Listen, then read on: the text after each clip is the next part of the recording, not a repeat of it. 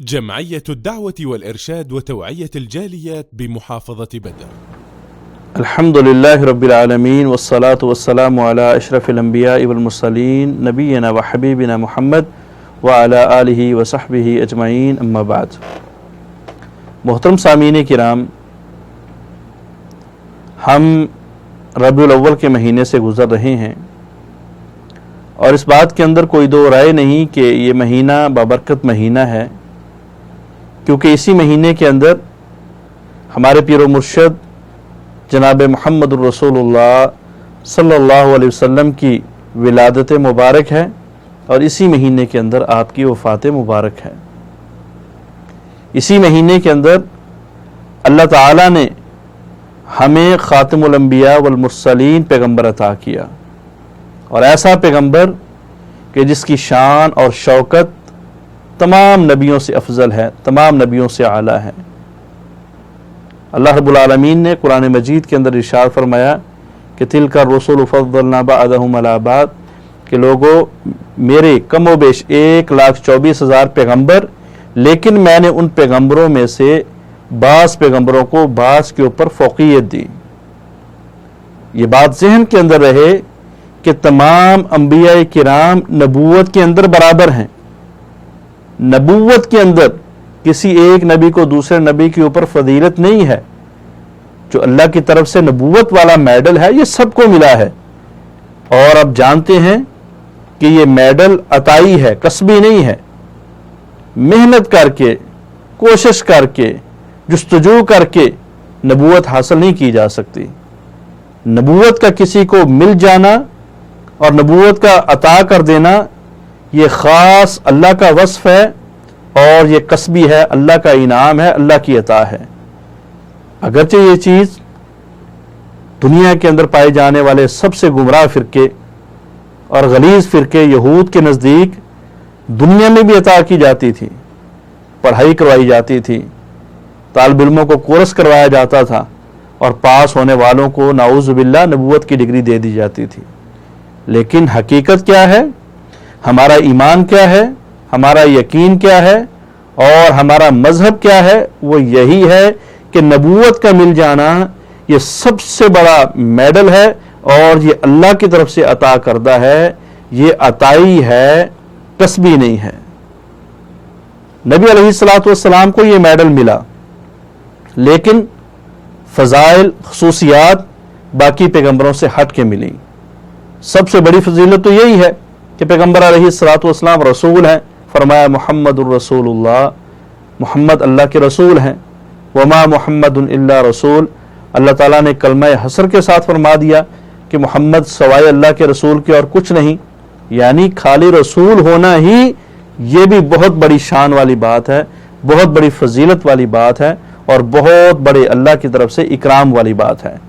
لیکن اس کے علاوہ بھی اللہ تعالیٰ نے قرآن مجید کی روشنی میں جو ہمیں آیت بتائی ہے کہ پریشان نہیں ہونا، بعض رسولوں کو بعض کے اوپر فوقیت دی گئی ہے.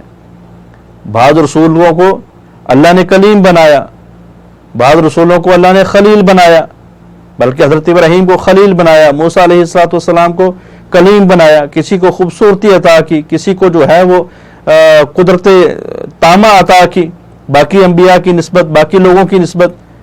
فضائل الگ الگ ہیں، لیکن جو خصوصیات اور فضائل ہمارے پیغمبر کو ملے ہیں شاید کہ یہ کسی بھی پیغمبر کو نہیں ملے.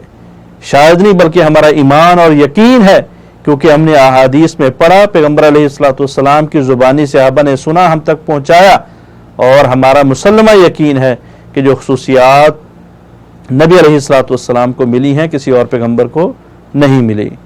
اور ہمیں انہی خصوصیات کی بنیاد کے اوپر نبی علیہ السلام سے بڑھ چڑھ کے محبت کرنی ہے کہ اللہ نے ہمیں ایک انمول نبی، ایک ہیرا نبی، ایسی خصوصیات کا حامل نبی عطا کیا جو باقی امتوں میں سے کسی کو بھی نہیں ملا. مثال کے طور پہ نبی علیہ السلام کے بارے میں اللہ نے فرمایا وَمَا أَرْسَلْنَاكَ إِلَّا رَحْمَةً لِلْعَالَمِينَ. ہر پیغمبر ایک خاص قبیلے کی طرف آیا، ایک خاص قوم کی طرف آیا، ایک خاص منطقے کی طرف آیا، ایک خاص زمین کے ٹکڑے کی طرف آیا. لیکن جب پیغمبر کی باری آئی تو اللہ تعالیٰ نے فرمایا کہ اے پیغمبر، میں نے آپ کو تمام جہانوں کے لیے رحمت بنا کے بھیجا ہے. تمام جہانوں کے لیے نبی بنا کے بھیجا ہے، آپ کے اوپر نبوت کو ختم کر دیا ہے، آپ کے اوپر نبوت کو لاغ کر دیا ہے۔ نبی علیہ الصلوۃ والسلام کی احادیث کو اگر دیکھا جائے تو ایک ہی حدیث کافی ہے۔ آقا علیہ الصلوۃ والسلام نے فرمایا انا سید ولد آدم یوم القیامت ولا فخر علی، کہ لوگوں قیامت والے دن میں تمام آدم کی اولاد کا سردار ہوں گا۔ آدم علیہ الصلوۃ والسلام سے لے کے قیامت کی دیوار تک، قیامت کے دن کی صبح تک پیدا ہونے والے بچے اور بچی کا میں سردار بنوں گا۔ سارے کے سارے انبیاء کرام آدم علیہ الصلوۃ والسلام سے لے کے عیسیٰ علیہ الصلوۃ والسلام تک یہ سارے کے سارے میرے جھنڈے کے نیچے ہوں گے۔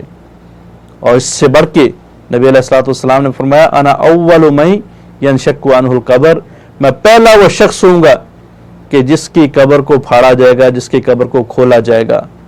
اور علماء کرام فرماتے ہیں کہ اللہ تعالیٰ نے اس عارضی زندگی، دنیاوی زندگی کی ابتدا انسانوں میں سے حضرت آدم کے ساتھ کی، لیکن ہمیشہ ہمیشہ رہنے والی زندگی، اخروی زندگی، اور وہ زندگی جس زندگی کے اندر اللہ تعالیٰ موت کو مینڈے کی صورت میں سب کے سامنے ذبح کر دیں گے اور یقین ہو جائے گا، اطمینان ہو جائے گا کہ اب ہمیں مرنا نہیں ہے، ہمیشہ ہمیشہ رہنے والی زندگی کی ابتدا اللہ تعالیٰ ہمارے پیغمبر جناب محمد الرسول اللہ صلی اللہ علیہ وسلم سے کریں گے۔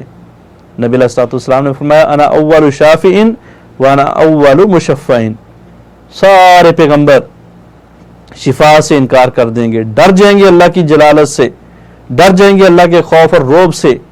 کوئی پیغمبر بھی نہ اپنی امت کی نہ باقی امتوں کی کسی کی سفارش نہیں کرے گا، سب پیغمبر میرے پاس آئیں گے، میری طرف دیکھیں گے، میں اللہ سے سفارش کروں گا اور پھر میں ہی وہ پہلا شخص ہوں گا جس کی سفارش کو قبول کیا جائے گا۔